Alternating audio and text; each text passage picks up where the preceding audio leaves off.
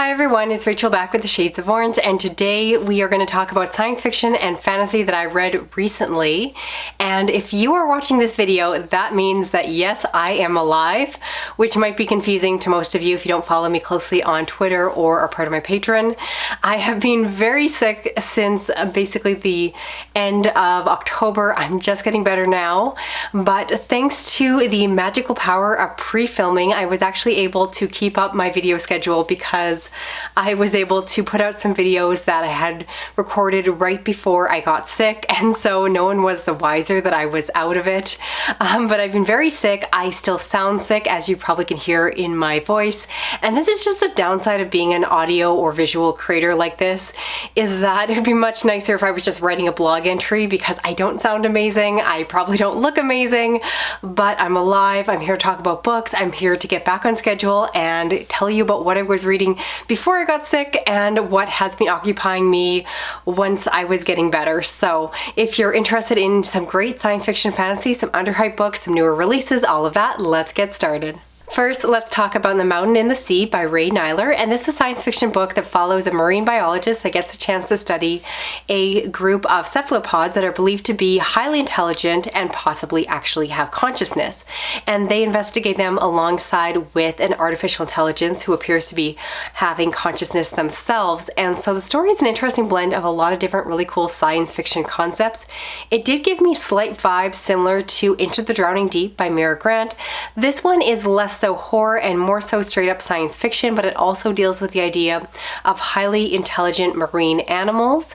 And if you're not familiar with octopus and their fellow species, they are already in the real world known to be incredibly intelligent. And I spent a lot of time after reading this book reading up on different octopuses and the things that they have done or occupy, and I just think that it's just a really fascinating creature. And so I like that this book, while it pulls into fiction, a lot of what it talks about is actually fact and really draws from reality, and it just makes it feel very possible for there to be a cephalopod species that could develop that would be truly intelligent to the point of consciousness. And you kind of almost question the intelligence they have right now and how we treat them as animals. And so I thought the conversations around this book were highly interesting. I love the discussions, and then like I said, there's this whole side plot because you're dealing with an artificial intelligence that is investigating these other creatures. And so again, you have lots of conversations about what does it mean to be human or conscious or alive, and I am just a sucker for all of those themes, which I thought were really well done in this book. It's very smart, it's very intelligent and nuanced, and I really liked it. I definitely think it's an underhyped book for a 2022 release, so highly recommend it. I think a lot of you, if you share my taste in science fiction, will love this one as well. Next up, let's talk about Growing Up Weightless by John M. Ford. This is a book that I received for review from Tor Books, and this is a re-release that's part of their Tor Essential line, which I really appreciate they did, because honestly I don't think I would have had an opportunity to read this book otherwise. My access to classic science fiction is very limited. My library did not have a copy of the old edition or anything like that, and so this book follows a young man who is living on a colony of the moon. The progression of that development has really gone stale and has slowed down. This is both a science fiction book, but also a coming of age story as he comes into, himself as he grows older. And so we follow him and his friend as they go on this adventure, and the story goes from there. I will say that this is very character driven. It's very slow paced, but I am a sucker for a coming of age narrative. And I love the fact that it was framed around the moon, and just the idea that, like, while it sounds exciting this day of like space age, that in reality, the moon is not the most exciting space to explore. It's very stagnant. There isn't any growth or a lot of things to really explore even at this point. So I think that this author made some really interesting commentary on what that would look like. I found this book to be very believable. I liked him as a young man. I thought he was instantly a very likable young character. And it's very short, easy to fly through, very digestible. And again, one that I'm really glad I checked out because I don't think I ever would have gotten a chance to read it otherwise. So if you are interested in it, I'm happy that it's newly released, and I do personally recommend it. Next up, we have Sleeping Giants by Sylvain Neuvel, and this is a really unique science fiction book that I highly recommend doing on audio because the majority of this book is told through transcripts of interviews, and the story takes place in somewhat of a near future where you are discovering that there is this robotic hand that was found actually in the past and is now being investigated by the government. So there's a question of who made this.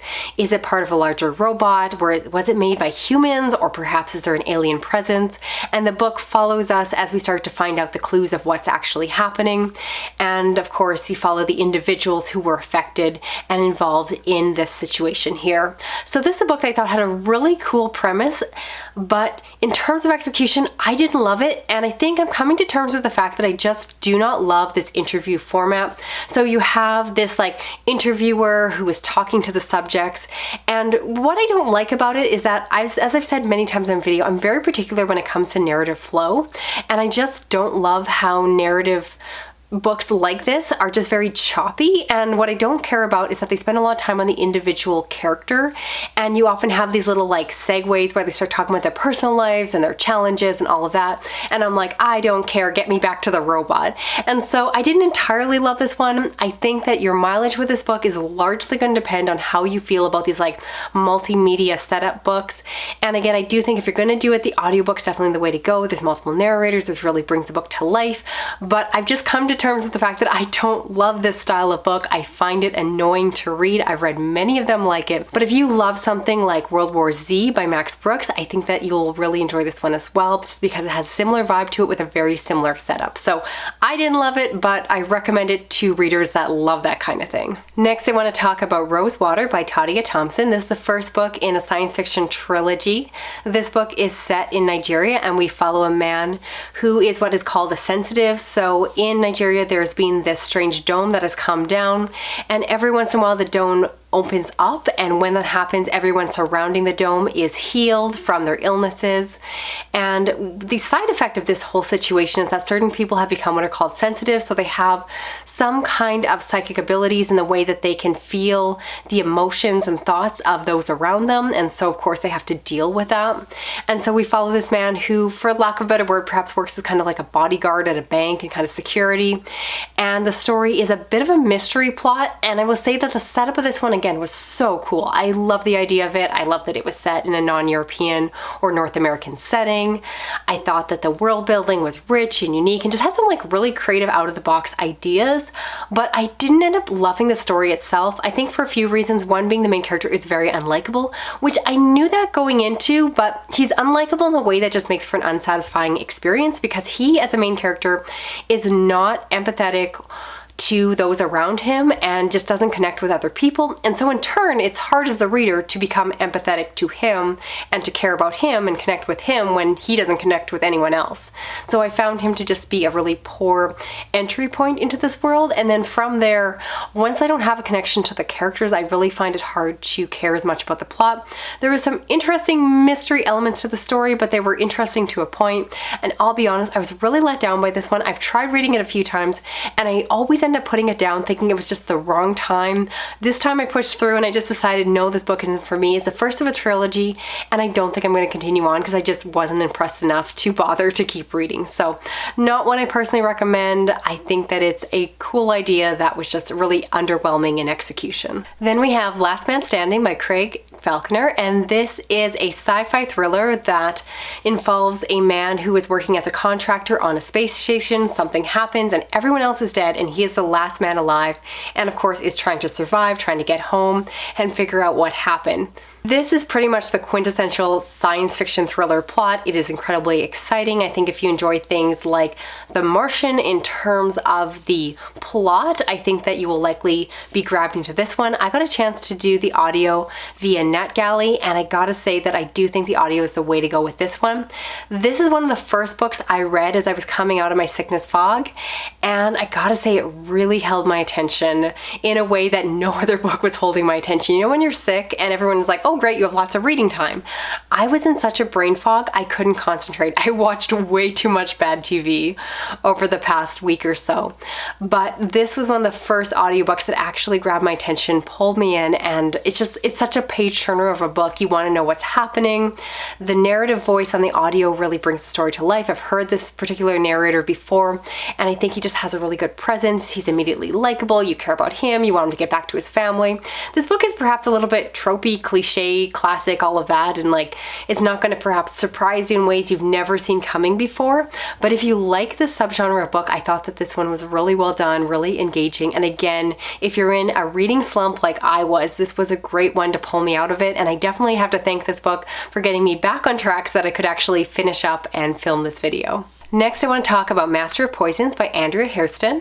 And this is an epic standalone fantasy story that I'm not hearing a lot about, and in my opinion, it's so underhyped and definitely needs more attention here, because this is set in a really unique world where, or perhaps not really unique, but unique to a lot of fantasy I read, in the fact that it's set in a world that is dying. So the farmland is turning to dust, the water is turning sour, and we follow an exile who is trying to help out his homeland and basically bring it back to life. This world has magic, but it is hard to find and actually conjure this magic. And so I like the fact that this world is set so much around deprivation and dying and death. And the world itself is really what made me fall in love with it. The world building is so rich, it's diverse and beautifully built and just feels very lush, for lack of a better word. I find so often the fantasy I read, sometimes it just feels like it's just kind of a cardboard cutout of every cliche fantasy narrative that's out there. And instead, I like that this one incorporated a lot of words, places, ideas, and just made it feel very unfamiliar. It made me feel like I had to spend time in the world and actually kind of figure out what was going on, which gave me oh so slight N.K. Jemisin vibes, where a book is just not spoon feeding you all the answers, but instead you have to kind of work to figure out what they're saying, what they're talking about, what's happening, all of that.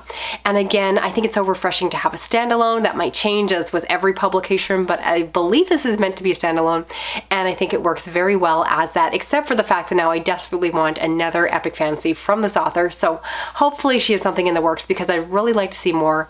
I think this is such a hidden gem and I highly recommend it. I really enjoyed this one. It was another book that just like pulled me out of my reading slump, and I can't stop thinking about it. And finally, I want to talk about The Art of Prophecy by Wesley Chu, and this is a fantasy book that is inspired by Asian culture. Specifically, it's pulling from martial arts backgrounds, and within the story we follow a man who is supposed to be the chosen one. He is supposed to be the great martial artist who will take down this particular leader. However, right at the beginning of the story, so this is not a spoiler, it's complete setup, you find out that he is not the one. The prophecy is totally false and everything just falls apart. And so from there we follow an instructor who starts to work with him, and it's just basically an interesting story that turns the trope of the chosen one on its head. Because what do you do when the guy is not the chosen one?